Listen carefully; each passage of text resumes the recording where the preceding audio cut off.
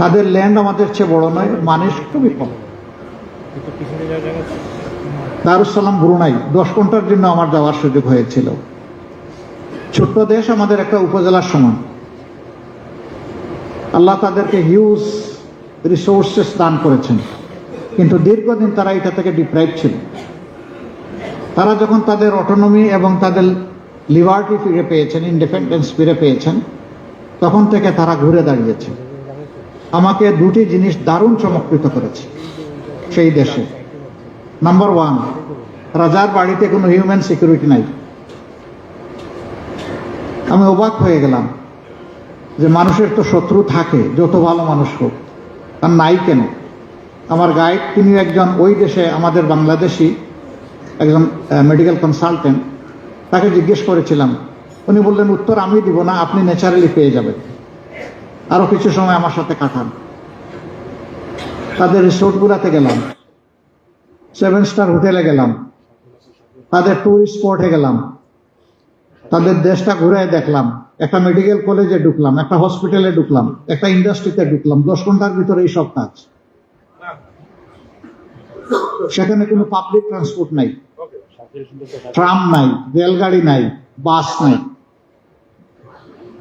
একজন লেবার, প্রত্যেকের একটা ট্যাক্সি আছে, কার আছে মিনিমাম। একটা পর্যায়ে আমার গাইড বললেন যে আপনার কিসমত সম্ভবত ভালো। আমি বললাম যে আমার তো কিসমত এমনিই ভালো আছে, সম্ভবত ভালো হবে কেন, নাইলে এখানে আসলাম কিভাবে? বললো যে না, আপনি সম্ভবত রাজার সালাম পেয়ে যাবেন। রাজার সালাম? বলে যে হ্যাঁ। Wait for minute. দেখে যে 1 মিনিটের ভিতরে কিং নিজেই তার জিপটা ড্রাইভ করে আসতেছেন, তার আগে পিছিয়ে কোনো স্পট নাই, ইভেন একটা বাইকও নাই। তিনি ডান দিকে ড্রাইভ করে সালাম দিয়ে দিয়ে যাচ্ছেন, শুধু আমাকে না, তার সমস্ত জনগণ। আমি বললাম দ্যাট ইজ হোয়াই, তার কোনো এনিমি নাই। যে তার প্রত্যেকটা নাগরিককে সম্মান করতে জানে, তার এনিমি থাকবে কেন? সন্ধ্যাবেলা গেলাম ওয়াটার ভিলেজ ভিজিট করতে। মনে হলো যেন সেখানে আলহামদুলিল্লাহ জোনাকি চমকাচ্ছে, এত সুন্দর করে ডেকোরেট। সেই ভিলেজের উপরে শুধু ইউনিভার্সিটি ছাড়া এভরি সোশ্যাল ফেসিলিটি আছে। কলেজ আছে, হসপিটাল আছে, স্কুল আছে, মাদ্রাসা আছে, আরো যত নাগরিক সার্ভিস পরিষেবা সব আছে। আমি বললাম যে এত কস্টলি এস্টাবলিশমেন্টে এখানে গেল কেন তারা? তখন গাইড জবাব দিলেন যে এরা বংশগতভাবে পানির সাথে মিলেমিশে আছে, ফিশিং হলো তাদের পেশা, তারা পানি ছাড়তে চায় না। তখন রাজা বলেছে, ওকে পানিতেই থাকো, তবে সমতলের মতোই থাকবা, কোনো কিছুর অভাব হবে না। আমি জিজ্ঞেস করলাম, আমাদের যে সমস্ত লোক এখানে কাজ করে, ছোট ছোট কাজ, তাদের স্যালারি কত? তখনকার হিসাবে আমি দেখলাম যে 1,10,000 পর্যন্ত আছে, নিচে 80,000। আমি জিজ্ঞেস করলাম, এরা চলাচল করে কেমনি? বলেছে এদেরও প্রত্যেকের একটা করে ট্যাক্সি আছে, অভাব নেই। এই দেশটা দুনিয়ার সবচেয়ে ধনী দেশ নয়, কিন্তু তাদের পরিবেশ সবচেয়ে। এই দেশে কোনো ডিস্যাটিসফ্যাকশন নেই, প্রত্যেকটি মানুষ তার নিজেকে নিয়ে স্যাটিসফাইড। বাট আমি যদি আমাদেরকে প্রশ্ন করি হোয়াট অ্যাবাউট উই পিপল, তাহলে অবভিয়াসলি আনসার আসবে উই আর নট স্যাটিসফাইড। যিনি ব্যবসায়ী তিনিও স্যাটিসফাইড না, যিনি হোলসেলার তিনিও স্যাটিসফাইড না, যিনি রিটেইলার তিনিও স্যাটিসফাইড না, যিনি কনজিউমার তিনিও স্যাটিসফাইড না, যিনি ম্যানুফ্যাকচারার বা প্রডিউসার তিনিও স্যাটিসফাইড না। প্রত্যেকটার কিন্তু জেনুইন আনসার আছে কেন স্যাটিসফাইড না। আমার কাছে মনে হয়েছে সবগুলো আনসারের গোড়ায় একটা কজ রয়ে গেছে। সেই কজটা হচ্ছে নিজেকে না চিনা, হু আই এম। যদি আমরা নিজেকে চিনতে পারি, আলহামদুলিল্লাহ আমরা সবাইকে চিনতে পারি। আমি প্রাউড ফিল করি, আমি একজন সাধারণ কৃষকের সন্তান। আমি ছোটবেলা পানি এবং কাদায় গোড়াগড়ি করেছি, বাবার সাথে হাল চাষ করেছি। যারা প্রান্তিক মানুষ, যাদেরকে মানুষ খেত মজুর বলে, তাদের দুঃখগুলা দেখার সুযোগ হয়েছে। একসময় বাংলাদেশে এমন অবস্থা ছিল, 2টা মাস আসলে ওই মানুষগুলার গালের চামড়া হাড্ডির মধ্যে ডেবে যেত। একটা কার্তিক মাস আর একটা চৈত্র মাস, এই 2 মাসে ফেমিন হতো, মানুষ কষ্ট করত। সেই দিকগুলা দেখে দেখে আল্লাহ তাআলা আমাদেরকে বড় হওয়ার তৌফিক দিয়েছেন। আমি কখনো ভুলবো না ওই মাটি, ওই কাদা এবং ওই পানি। কখনো ভুলতে পারবো না ওই মানুষের চেহারাগুলোকে। আমরা কিভাবে এখানে বসলাম, আমি কিভাবে এখানে দাঁড়ালাম, আমাদের বসা এবং দাঁড়ানোর পক্ষে শুধুমাত্র আল্লাহর দেওয়া আমার মেধা আর আমার মা বাবার সাপোর্টই কিন্তু এখানে আমাদেরকে আনে নাই। আমরা সবাই লেখাপড়া করেছি, প্রাইমারি থেকে ইউনিভার্সিটি, কেউ আবার দেশের বাইরেও করেছি। দেশের ভিতরে থাকা অবস্থায় যত লেখাপড়া করেছি, hence from primary to university, প্রত্যেকটা লেভেলে এই দেশের রাস্তার আমার একজন ভিক্ষুক ভাই এবং বোন থেকে শুরু করে আজকে জন্ম নেওয়া বেবিটা থেকে শুরু করে সবার কন্ট্রিবিউশন আমার পিছনে আছে। সবার ট্যাক্স এবং সবার উপর লোনের যে ইকুয়াল ডিস্ট্রিবিউশন পর্শন, ওইটাই আমার প্রাইমারি স্কুলের স্কুল গড়ে দিয়েছে। আমার শিক্ষকের বেতন দিয়েছে, পিয়নের বেতন দিয়েছে, আমার বই খাতার সরকার যে ফ্রি দেয় ওইগুলার কস্ট জুগিয়েছে, আমার সন্তানকে এখন যোগাচ্ছে একেবারে ইউনিভার্সিটি পর্যন্ত। এখানে সবার কন্ট্রিবিউশন। আমাদের দেশে গরিব মানুষেরাও কিন্তু ট্যাক্স দেয়, যারা বড় বিত্তশালী মানুষ তারা আরো বেশি দেন। গরিবরা যখন কিছু কিনতে যায় তাদেরকেও ব্যাট দিতে হয়, ভ্যালুয়েটেড ট্যাক্স দিয়েই তার সন্তানের জন্য কিনতে হয়, নিজের জন্য কিনতে হয়। নিউবর্ন বেবির জন্য যদি কেউ কিছু অগ্রিম কিনতে যায়, যে আমার বেবি আগামীকাল আসবে, যেটাই আসুক, কিছু কমন জিনিস আছে এটা কিনে রাখি, সেখানেও ব্যাট দিতে হবে। কাজেই everyone tax payer, macro or micro, সবাই কিন্তু ট্যাক্স পেয়ার। এই ট্যাক্সগুলো মিলেই আমাদের রেভিনিউ। আর বৈদেশিক ঋণ এবং সাহায্য নিয়ে বাকি অর্থনীতির অপূর্ণ অংশটা আমাদের কাভার হয়। কাজেই আমরা যদি এই জিনিসটা চিন্তা করি যে এই সমাজ আমাকে বিল্ড আপ করেছে, আমার প্রিয় সমাজের প্রতি আমার একটুখানি দায় আছে, এই ফিলিংসটা যদি আমাদের মাঝে থাকে, তাহলে আলহামদুলিল্লাহ আমরা একটা বেটার নেশন বিল্ড আপ করতে পারি। আমরা দেখি শিল্প উদ্যোক্তাদের সাথে শ্রমিক শ্রেণীর ঝগড়া লেগে অনেক সময় ভেঙে চুরমার করে দেয়, আগুনে লাগাই দেয়। এখানে একটা ক্লেশ। শ্রমিক ভাইয়েরা যখন আসে আমি তখন আপনাদের পক্ষে দালালি করি, আর আপনাদের কাছে যখন যাই তখন আমি শ্রমিকের পক্ষে দালালি করি। এটা আমার নেচার। শ্রমিকরা আসলে বলি, দেখো তোমার জ্যাকেট ঠিকানাটা ঠিক থাকলে তোমার সব ঠিক থাকবে, এটা যদি শেষ হয়ে যায় তুমিও ঠিক থাকবে না, তুমিও শেষ। সুতরাং শিল্পকে কিভাবে, ব্যবসাকে কিভাবে বাঁচিয়ে রাখবে, এতে তোমার দায়িত্ব আছে, দায় আছে। তুমি যদি সন্তানের মতো তোমার এই শিল্প এবং ব্যবসাকে ভালোবাসো, তাহলে এই শিল্প তোমাকে সন্তানের মতো তার বুকে স্থায়ী দিবে। আর তুমি যদি সময় পাস করার জন্য অথবা নিরেট তোমার নিজের সুবিধাটা নেওয়ার জন্য এখানে আসো, তাহলে তোমার দ্বারা বড় কোনো উপকার হওয়ার সম্ভাবনা নেই, বরঞ্চ তোমার ক্ষতিগ্রস্ত হওয়ার আশঙ্কা আছে। আর আপনাদের কাছে যখন যাই তখন বলি যে আপনাদের সন্তানেরা হয়তো বা অনেকে দেশেও থাকে না, অথবা কেউ কেউ থাকলেও আপনাকে হয়তো অ্যাসিস্ট করে একটু হাইয়ার পজিশন থেকে, ওখানে শ্রমিকদের সাথে গিয়ে তার কাজ করার কথা নয়। আপনার শিল্পের চাকাটা কিন্তু ওই ঘাম জড়ানো শ্রমিকরাই চালায়। এগুলাকে যদি আপনি সন্তান হিসাবে ধারণ করেন, তাহলে তারাও আপনাকে পিতা হিসাবে মর্যাদা দেবে। প্রত্যেকটা মানুষ কিন্তু একটুখানি সম্মান চায়। সে মানুষটা যতই যে পরিমাণ শিক্ষিত হোক আর তার সামাজিক মর্যাদা যাই হোক না কেন, সবার একটা আত্মসম্মান বোধ আছে। এই জায়গায় যদি আপনি একটু স্নেহ করেন, আপনাকে সে তার সবকিছু উজাড় করে দেবে। ছোট্ট একটা প্রতিষ্ঠানের আমার সেবা করার সুযোগ হয়েছিল। আমি কোনোদিন আমার কোনো কর্মকর্তা কর্মচারীকে, পুরুষ হলে দ্বিতীয় কোনো মানুষের সামনে তার ভুলের জন্য আমি কোনো কথা বলি নাই। আমি তাকে একা নিয়ে বসতাম আর বলতাম, আপনিই তো এই প্রতিষ্ঠান, আপনি ছাড়া তো আমার এই প্রতিষ্ঠান কল্পনা করতে পারি না। এই কাজটা হয়েছে কিনা আমি জানি না, হলে তো এটা একটু অন্যরকম হয়ে গেল। তারা অকপটে স্বীকার করতো, কেউ কান্নাকাটি করতো, বলতো দোয়া করেন, এটা আমার দ্বারা জীবনে আর আরেকবার হবে না। এবং আমি স্যাটিসফাইড যে ওই ব্যক্তিটির দ্বারা এই ধরনের কাজ আর হয় না। আমি কাউকে গালি দিই নাই, ধমক দিই নাই, বেতন কাটি নাই, সুবিধা কাটি নাই, সাসপেন্ড করি নাই। আমি তাদের আন্তরিক সহযোগিতা পেয়েছি। মহিলা হলে আরেকজন মহিলাকে ডাকতাম, এখানে না ডাকি। আর ওরে আগে কসম করে দিতাম, সাবধান, এটা ডিসক্লোজ করতে পারবো না এখন যত আলাপ। যদি মা তুমি ডিসক্লোজ করো তাইলে তোমার ঠিকানা এখানে থাকবে না, তোমাকে এখান থেকে চলে যেতে হবে। আমি ওই মেয়েটাকে এনেছি সাহায্য করার জন্য, কিন্তু কিছু কথা বলবো, এটা হয়তো কষ্টের, তুমি এটা আর কাউকে বলবা না। যদি তুমি এই ওয়াদা রক্ষা করতে পারো থাকো, না হয় আমি অন্য কাউকে ডাকবো। তো ওরা তো স্বাভাবিক বলতো যে আমরা ওয়াদা রক্ষা করবো, ইনশাল্লাহ আমরা ডিসক্লোজ করবো। তখন একই কথা বলতাম, কাউকে এমনকি চোখটা লাল করেও তাকাইতে ভয় পাইতাম। আল কাসিম হাবিবুল্লাহ, শ্রমিকরা হচ্ছে আল্লাহ রসুলের বন্ধু, আমি কি আল্লাহ রসুলের বন্ধুকে ধমক দেওয়ার কোনো অধিকার রাখি? আমাকে এই অনুভূতি তাড়া করত। আলহামদুলিল্লাহ, আমার প্রতিষ্ঠান সফল না বেফল এটা যারা সেবা নেই তারা বলবে, কিন্তু আমি আমার সহকর্মীদের উপরে খুবই স্যাটিসফাইড। 14 সাল থেকে আমি প্রতিষ্ঠানের কোনো পরিচালনার দায়িত্বে কোনোভাবেই নাই, ডিরেক্ট ইনডিরেক্ট।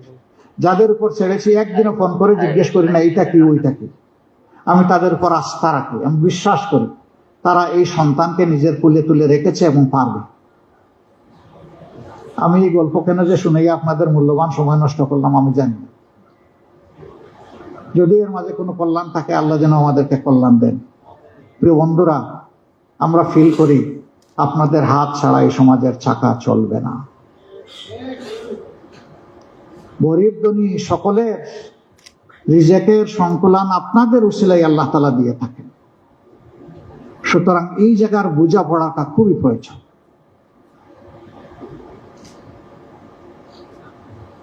এই বোঝাপড়াটা আজকে আমি শিখব। আমরা এই দেশ এবং জাতির সেবা করছে, তাই স্বচ্ছতার সাথে আন্তরিকতার সাথে, এই দুইটাই আমাদের পুঁজি। Transparency and sincerity. আপনারা আমাদেরকে কি রিকমেন্ডেশন করবেন, কি চান আমাদের কাছে? আমাদের চাওয়া আপনাদের কাছে আপনাদের উত্তম পরামর্শগুলো। আপনাদের কি চাওয়া সেটা আমাদের জানা দরকার। তবে একটা কনফিউশন দূর করেই আমি আপাতত একটা কলন ড্যাশ দেব ইনশাআল্লাহ, বা সেমিকলন দেব। আমি আমেরিকায় একটা মিটিংয়ে বলেছিলাম, মায়েদের প্রতি রেসপেক্ট শো করার জন্য আমরা তাদের কর্মঘণ্টা 8 থেকে 3 বাদ দিয়ে 5-এ রাখবো, 5 ঘন্টায়। একটা বক্তব্যে সব কিছু আর্টিকুলেট করা যায় না, তার কিছু অবশ্যই ব্রেকআপ থাকে। কিন্তু আমরা খুব তড়াপবন মানুষ, খুব সাথে সাথে সবকিছু পেতে চাই, না পাইলে আমরা অস্থিরতায় ভুগি। আপনাদের কথা বলছি না, আমি যারা অস্থির হয়েছিলেন তাদের কথা বলতেছি। তারা তখন একটা কথা চালু করে দিলেন যে এই সমাজে তো মহিলাদের প্রয়োজন আছে, তাদের পরিবারের প্রয়োজন আছে। এমনি মহিলারা কর্মে ফ্যাসিলিটির একটু পিছনে, আবার যদি কর্মঘণ্টা কমিয়ে দেওয়া হয় তাইলে মালিক পক্ষ কেন মহিলাদেরকে বা নারীদেরকে রিপোর্ট করবে? আমরা কি বলতে চেয়েছিলাম? আমরা বলতে চেয়েছিলাম কিছু বৈশিষ্ট্য আল্লাহ তাআলা নারীদেরকে দান করেছেন যেটা আমাদের নাই। আমরা 10 জন মিলেও একটা বাচ্চা পেটে নিতে পারবো না, এই কোয়ালিটি আল্লাহ তাআলা তাদেরকে দান করেছে। গর্বে নিতে পারলাম না, বুকের দুধও দিতে পারবো না, এটাও আমাদের কোয়ালিটি নাই। এরপরে মায়ের বুককে বিছানা বানিয়েই সন্তানরা বড় হয়, আমরা সবাই বড় হয়েছি। আমার মাকে সবাই সম্মান করুক, আমি সবার কাছে এটা চাই। তাহলে সমাজের মাদেরকে সম্মান করা তাদের সন্তানেরা কি চায় না? তারা তো চায়। তারা গর্বে সন্তান ধারণ করবেন, 2 থেকে 2.5 বছর দুধ খাওয়াবেন, আবার আপনার আমার মতো 8 ঘন্টা সমান তাহলে তারা পেশাগত দায়িত্ব পালন করবেন। Is it justice? It's never justice. এটা বার্ডেন ইম্পোজড আপন দোজ পিপল। আমরা এটা করতে পারি না। এই সময়টা আমরা চাই তারা যেন কমফোর্টেবলি তার কাজের সাথেও সংযুক্ত থাকতে পারেন, আবার তার সন্তানেরও মিনিমাম অধিকারটা দিতে পারে, লুক আফটার করতে পারে। বহু মা 8 ঘন্টা ঘরের বাইরে সন্তান রেখে থাকতে চান না, চাকরি ছেড়ে দেন। তারপর চাকরি যাচ্ছে না, তার চাকরি তার গায়ের সাথে লেগে আছে। প্রশ্ন উঠবে, এই যে 3 ঘন্টা তিনি কাজ করবেন না, who will compensate? Yes, it is government. এটা গভর্নমেন্টের রেসপন্সিবিলিটি মায়ের জাতিকে সম্মান দেখানো। সোশ্যাল ওয়েলফেয়ার ডিপার্টমেন্ট কি জন্য? এই লোকদের ওয়েলফেয়ার করার জন্য। আমি নিশ্চিত আমি যদি আমার মাকে সম্মান করতে পারি, তাহলে সমস্ত নারী জগৎকে আমি সম্মান করতে পারবো ইনশাআল্লাহ। সেই সম্মানটাই আমরা দিতে চেয়েছি। এরপরে এটাও বলেছি, কোনো মা যদি ফিল করেন 1 বছরের মাথায় I am well to do, আমি পারবো, মোস্ট ওয়েলকাম, তিনি করবেন। তাকে কম্পেল করা হবে না 2 থেকে 2.5 বছরের অপরচুনিটি নিতে। শি উইল বি অ্যাপ্রিসিয়েটেড, তাকে আমরা অ্যাপ্রিসিয়েট করবো ইনশাআল্লাহ। এখন কথা হলো, প্রথম দিনেই কি এটা হবে? না, হবে না।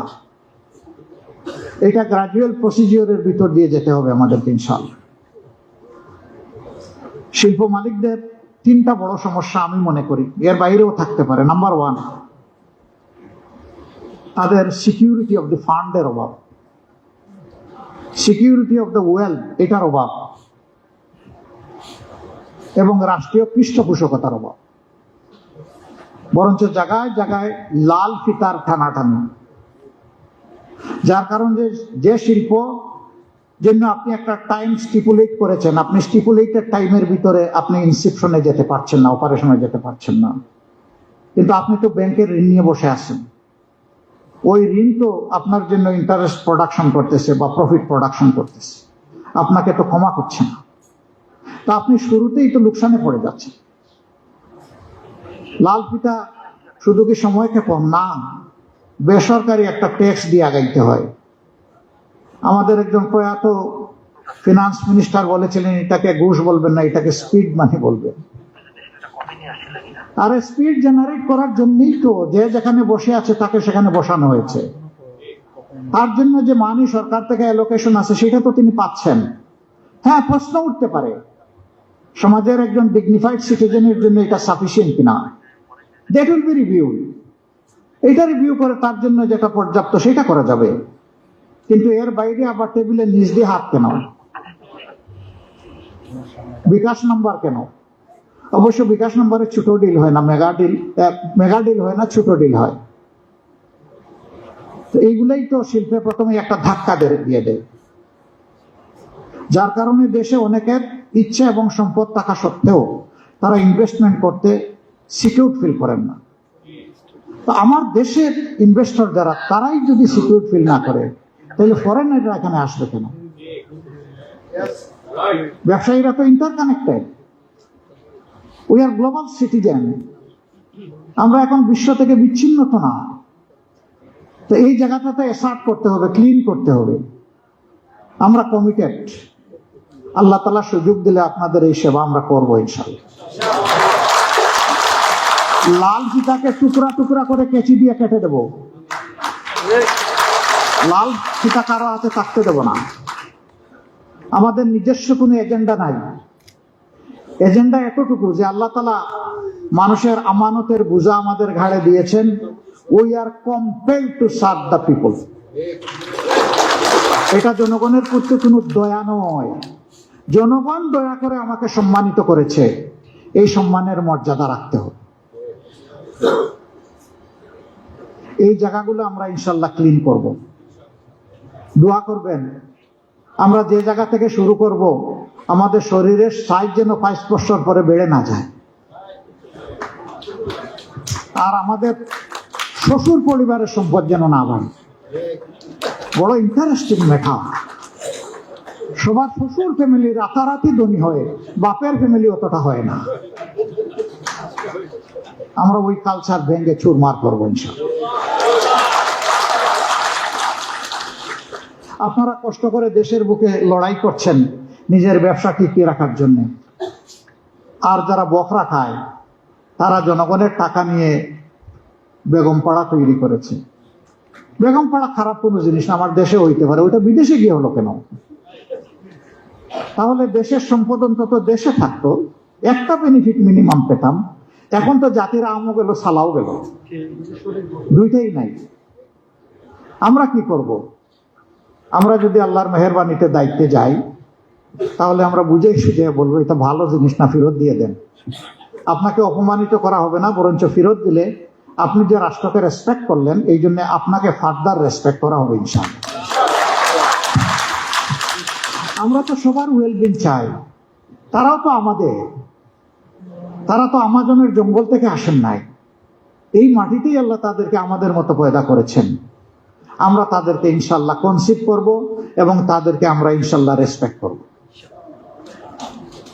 চাঁদাবাজ, চাঁদা দিয়ে তো শান্তি নাই, রাতের ঘুম যে হারাম করে দেয় ফোন করে করে আপনাদের।